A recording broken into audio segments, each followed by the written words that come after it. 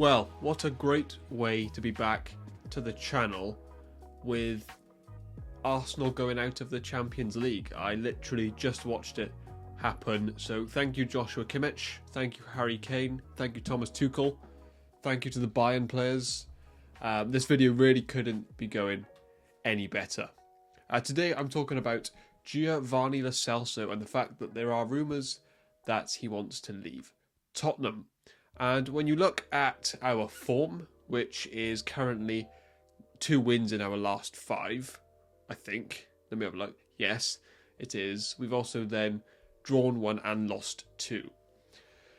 And when you look at the form, James Maddison's second-class performances at the moment. A lot of fans seem to be unhappy with him at the moment. And just creatively, we look like we're struggling a lot. And with all this info and the fact that you combine that with the fact that Lo Celso hasn't started a game since the 5th of January in a 1-0 FA Cup win versus Burnley, and his last start in the Premier League was on New Year's Eve in a 2-0 win versus Bournemouth.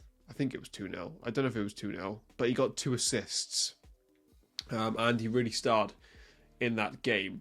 I think it would be very fair to suggest that Tottenham Hotspur are wasting Giovanni Lo Celso. Let's take it back to pre-season, our first game under Ange Postecoglou, our first game of the 23-24 season. Under new management, it was a fresh start. Giovanni Lo Celso came on against West Ham at half-time. We actually ended up losing the game. But Giovanni Lo Celso had a really, really positive impact on this game. First of all, he scored. But you could just tell when he came in, there seemed to be a control. There seemed to be a very good creative side to us all of a sudden. And he actually outperformed James Maddison in that game. To be fair to James Maddison, though, it was his first game. He then looked really good versus Shakhtar Donetsk, Lyon City, and Barcelona in this pre-season. So we had a really positive pre-season under Ange Postecoglou. The reason I bring that up, really, is because that has been an indictment of, or is that the right word? Indictment? Or that has been the summary of Lo Celso's season so far, is that he's had very small minutes, but in those minutes he's really impressed, and I think he's really caught a lot of Spurs fans by surprise. And a lot of Spurs fans, including myself, have really appreciated his performances. And that's mainly because he's been very associated with Ndombele. Obviously, they came in the same summer transfer window. It was the season after the Champions League. We were at an all-time high. And those 2 signings were supposed to push us further, to win a trophy. Our midfield at the time was the weakest position.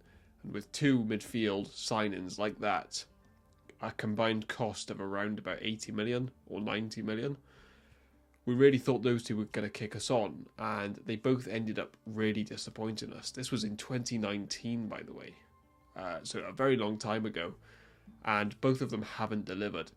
And I think coming into this season, a lot of fans associated Lo Celso with Ndombele, and I think Lo Celso's really proved a lot of people wrong, including myself. I think we all know he's a quality player. We've seen it at times. I think there was a run in 2020 from around about January to March, or December to March. He had a really good 4 months, and COVID happened, and he never really regained that form. He's had games where he's performed really well individually, but they've not been consistent, and plus the injury problems. So him and Ndombele were really associated together as 2 players that didn't want to play for Tottenham Hotspur. But what Lo Celso has done is he's really proved that even though he may not want to, even though maybe he's not in the future plans of Tottenham Hotspur, is that he does want to play for Spurs, or that he, even though he might not, he will give his effort and his what's the word? I don't know. He's basically given all of his effort to Tottenham Hotspur. And I just think every fan has appreciated that this season. I think more impressively is when he comes on as a substitute, which has been the majority of the season. It's very easy for a player like Lo Celso to come on.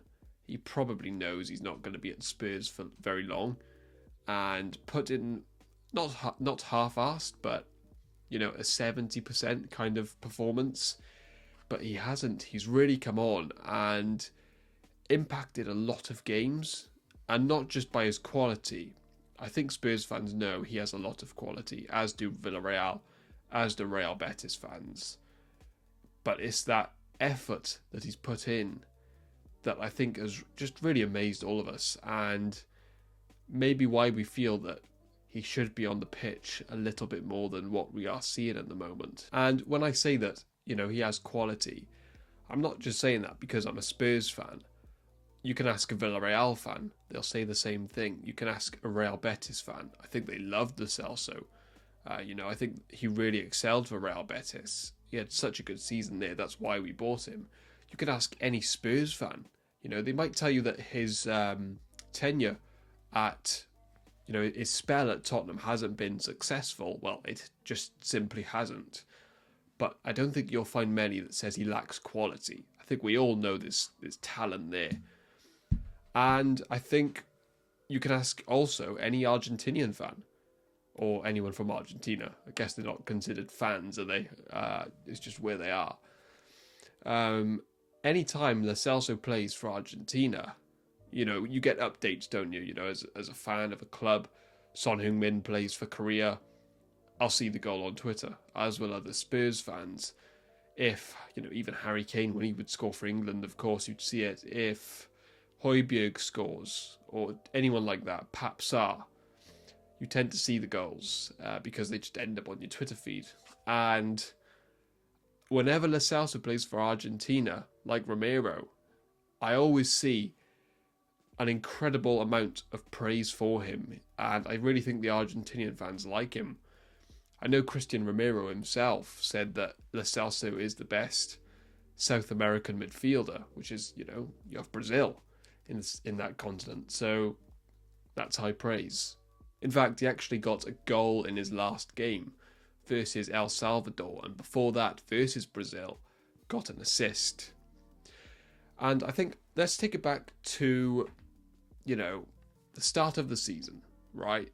Now, he had a very good pre-season, but I don't think any Spurs fan would have thought he would get minutes over the new £40 million signing of James Maddison, right?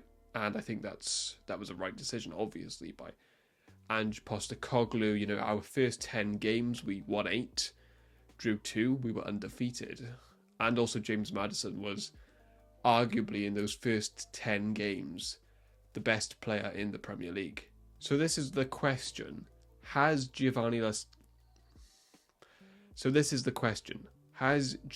Celso earned his chance now to be in that Tottenham side? He then had an 8-game run, and there were some difficult results in there, I won't lie. I think we lost to West Ham at the time at home. We lost to Wolves away from home, which was a very heartbreaking one to take. And there were just some poor results. But you also have to think, for some of those games, we had both centre-backs out. We were playing Ben Davies and Emerson Royal at centre-back. What do you expect? But I have to say, from a selfishness point of view for Lo Celso, is I personally think he had a really positive run of form in that time. Obviously the one that comes to mind is the Manchester City goal and performance, and the Aston Villa one as well. But I actually think consistently in that period, he was really good. Speaking of the goals, they were really high quality goals as well. The one he had versus Aston Villa, the volley, was fantastic. And then the goal that he scored against Man City was so intelligent. I actually made a TikTok to that goal and why it was so intelligent from Lo Celso. So if you want to go check that, the name should be on there, at DylanShay19. And it will be in the description. And if you haven't subscribed and you're enjoying the video, go on, hit the subscribe button. I am back uploading. I didn't really know what to do I didn't know whether to go super hardcore on the editing side or have a more casual vibe, and I've decided to go with a casual one. I just think the editing, I put too much pressure on myself to make a perfect video. So now I'm just laying back a little bit, and there will be consistent uploads. On Friday, there will be a Timo Werner, should Tottenham sign Timo Werner video. So looking forward to that one. So when I think of Lo Celso and one of the reasons why he should be starting, obviously the things we listed earlier with the poor form of Maddison, just coming back from an injury. This isn't a dig at Maddison, by the way. It's completely fair that he's a little bit off it. We'll discuss it a little bit more in a bit. But Lo Celso in this Ange system seems to be a perfect player. Every time he plays for Ange, you can really see a different Lo Celso than what we've seen previously under Conte, under Jose Mourinho, under Pochettino. Really feels like this Ange system is so suited to Lo Celso. Because when we have the ball, so much of the play we have is dominated against a low block. And Lo Celso is so good, has such a good first touch, and is able to move the ball so quick. He also has really quick feet, so he can beat a man. And he doesn't really get phased under pressure either. And I think one way I can prove this, this is insane by the way, think of the performance away at the Etihad. Just by the way, Man City were unbelievable this game. They are the league champions, the current league leaders. I think at the time they might have been first or second, and they were on it. In the first half against us, that game at the Etihad, they had 11 shots to our 2. It was domination. Lo Celso, however, had 100% pass accuracy or pass completion in that game. 42 out of 42 passes he made. And I think that is why he's so good. He never crumbles under pressure because the ball is like glue to his feet. You cannot really get it off him, and he picks passes so quickly. And against a low block, I think there's been times where he's looked really effective. And at times better than James Maddison. Again, I'm not saying he's better than James Maddison, but there's been scenarios where he has been. Now, what he's also very good at is counter-attacking. He's so good at that. I think we saw under Pochettino, the Southampton game where he ran 40 yards and scored. He's such a good ball carrier. So that's a very good asset to his game as well that I think at times we lack at the moment. I just think he's so creative, and I think when you can add Maddison and Lo Celso, why can't you play them together? And I really think that his lack of game time, I personally think, will affect his loyalty to the club, and which I don't blame him for, because I think he should have been played a little bit more. 4 starts this season, I think is a little bit wrong from Ange. I have to say, it feels harsh considering every cameo that he's had and every start that he's had has been really good, and yeah, I think he will leave. The reason I have PSG in the thumbnail, Aston Villa, Man City and Barcelona, is I just think those are the clubs I can see him at the most. Now, he won't go to Man City. That is just a fact. But I actually think I could see him in a Man City team. I think he would really suit that system of Pep Guardiola. So much possession, having to be quick, shuffle defences back and forth. I think Lo Celso could, excel in that role. When I look at Aston Villa, I think of the Unai Emery thing. I also think they may be lacking a little bit of a attacking midfielder, Aston Villa. When I say Barca, I just think he's a very Barcelona player. That whole pass the ball, move the ball, kind of play style. And PSG, because he's been there before, I think he's been linked again with them. And he had a positive season with PSG a couple of years ago in the 17-18 season. So I do think he will leave, and I think that is because Tottenham Hotspur have wasted him a little bit this season. Like I said, I don't know why we can't play him with James Maddison. At the moment, we're lacking creativity so much. that you just think, well, can't Lo Celso go in the 8 and Maddison in the 10? Or we play Basuma in the DM with Lo Celso and Maddison? Look at Man City, with David Silva and Kevin De Bruyne.